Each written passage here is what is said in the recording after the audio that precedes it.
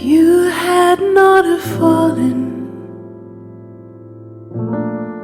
then I would not have found. Welcome to a new edition of the Neon Jazz interview series with Los Angeles-based jazz vocalist Jami Templeton. She opened up about her debut jazz album called The Shape of My Heart. It comes out on February 4th, 2022. During her childhood, she was privileged to study under Margot Hanson, the wife of the famed bassist Chuck Israels. She was an accomplished opera singer that gave Jami a solid vocal technique and encouraged her to sing classical music. Her professional career began at the age of 20 with an encouragement award from the Metropolitan Opera and flourished on from there. She would then find jazz, and here we are today. Enjoy the story. Thanks for taking a minute out for Neon Jazz. I appreciate it. Oh, for sure. It's great to talk to you. And, I think the first question here is, these COVID times have been very strange since March of 2020. A lot of things have happened, but you have a new album out, The Shape of My Heart. How does it feel to get music out and kind of to hopefully be at a point now where we're on the other end of this thing where live shows and promotion can happen in earnest? Oh, man, it's exciting to have the possibility to go back, to be singing again. And this is my first album in over a decade. It's my first jazz album. It's just so exciting to be able to be, singing again. Well, talk to me a little bit about the album. How did the album come about? What was kind of the artistic aim? The album came about, Andy Langham is a fabulous LA-based pianist and arranger. He's a Grammy winner. He works a lot with Pancho Sanchez, and I just lucked out. I met him through a wonderful singer named Marian Cowling, who's kind of a mentor to me. Andy and I just kind of got together. I hadn't been singing for a while. I'd spent a lot of time away from music and honestly was in opera before my break, my break in music, and just knew I really wanted to wrap my voice around some tunes. And so Andy and I got together for months, actually, just with that intent, just with the intention of putting some sets together to get out and start performing again, gigging. It kind of became evident at one point that we needed to do an album, and both of us kind of arrived there at the same time. So we just spent a lot of time combing through favorites and playing with different arrangements and coming from a background of singing really big music. When I left opera, I was doing a lot of belting. I did some R&B. I've been all over the map music-wise, and jazz has always really kind of been my heart, but I've been a little afraid of it. So just because it's so sacred to me. So coming back to this and just really making the conscious decision that what I wanted to offer was a much more intimate feel and sound than I've been doing for my career. I just really wanted music that moved me, that told a story, romance, heartbreak, the things that one goes through in the adult years of life. It's a lot more intimate than anything I've done before, but I just was excited to work with Andy on these arrangements. And then Joel Fromm is an incredible tenor sax player. He's a dear friend who actually through this whole process was really encouraging that I just take the leap and have the courage to do it. And so he hopped on a few of the tunes. And just the other guys are just great friends too. And I don't know, it all just kind of happened organically. It just really came together. So talk to me a little bit about your beginnings, how you got into music and kind of how you had your flashpoint and got into jazz. Sure, yeah. I started off really young. I always knew I wanted to be a singer. And I was really lucky. Chuck Israels, amazing bass player, was the head of the jazz faculty at Western Washington University, which was in Bellingham, Washington, where I grew up. And my mom happened to meet his wife, Margot, at a birthday party. And Margot is a phenomenal singer who used to sing frequently at San Francisco Opera. And so she took me on as a student. I met Margot, I think, when I was 12. I was 12 when I started with Margot, actually. She started me on classical technique. I did quite well with it for many years, but I always loved hearing Chuck play. It just was I don't know. It did. You know, I mean, you know, you love jazz. Like jazz just does something to your soul that if you feel it, you really, really, really feel it. So I ended up going down the classical route, going to college for that, and I had a great voice teacher in college at Manhattan School of Music who said, "You're not going to have the typical opera career," because I had a very, very large voice and was heading towards singing Wagner.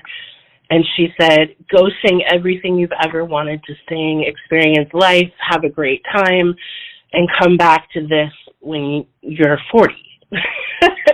And as a kid, it's like, oh, okay. So she introduced me to a guy named Seth Riggs out in LA, which is where I am now. And he was Stevie Wonder's voice teacher, Michael Jackson, Josh Groban, like big voice teacher. He created a technique called speech level singing, which is kind of the base of what a lot of current popular music is based on now.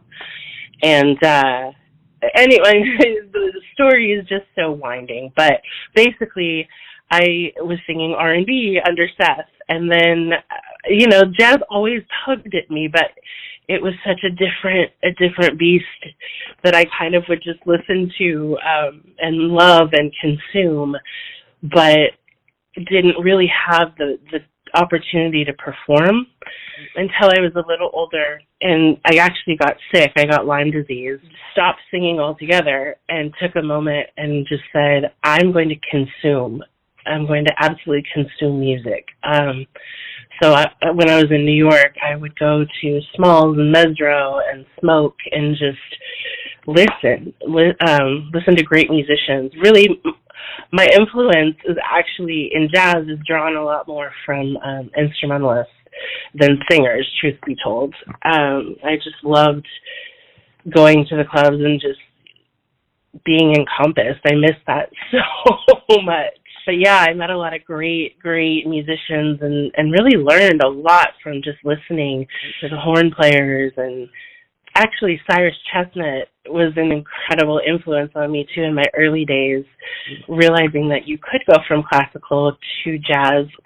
He did a record with Kathleen Battle that was like just an incredibly beautiful album, and she sang in her, you know, normal classical tone, and had Christian McBride and Cyrus Chestnut and just a band of incredible jazz musicians playing under her.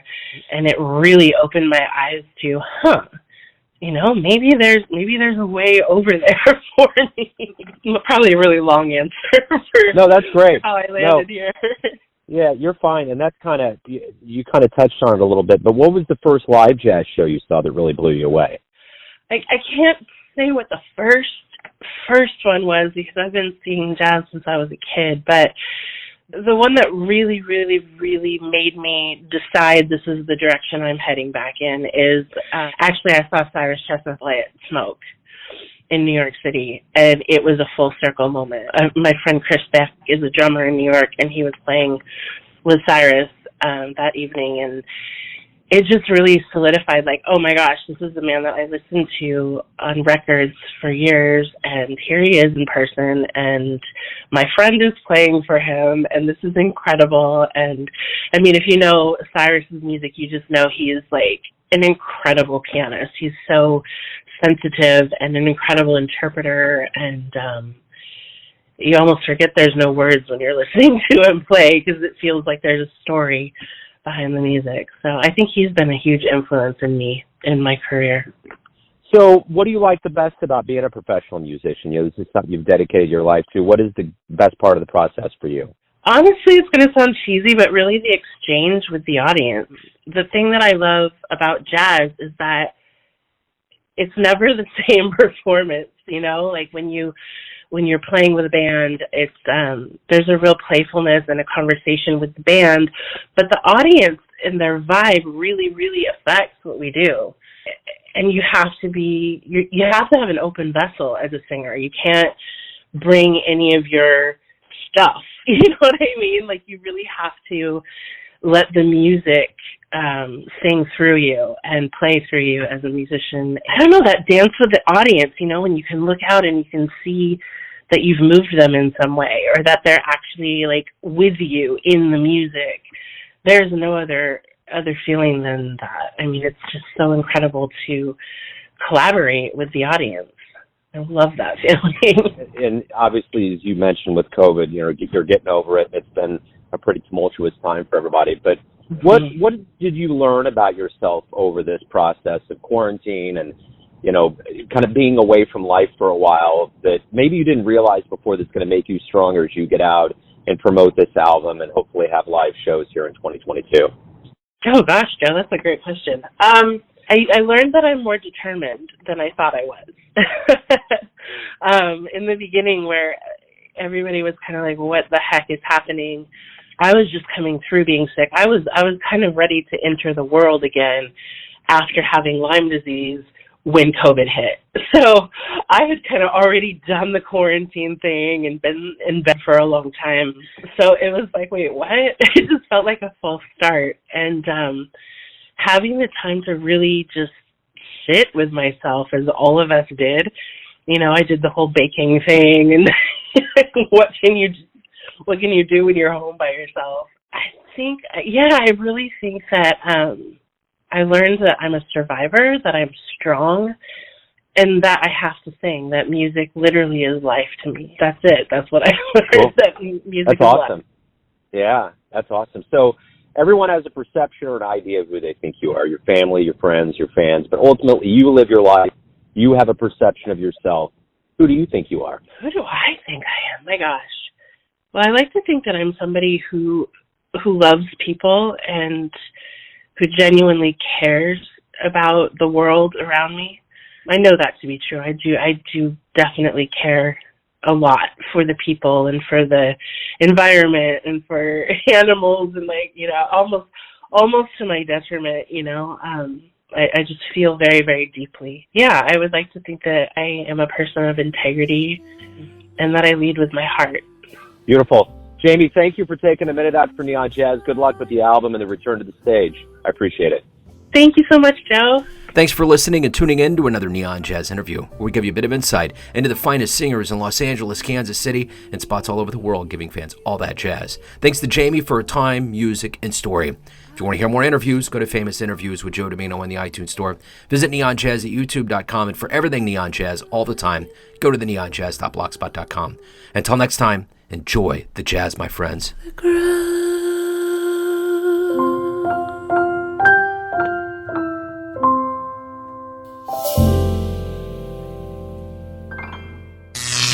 Neon Jazz.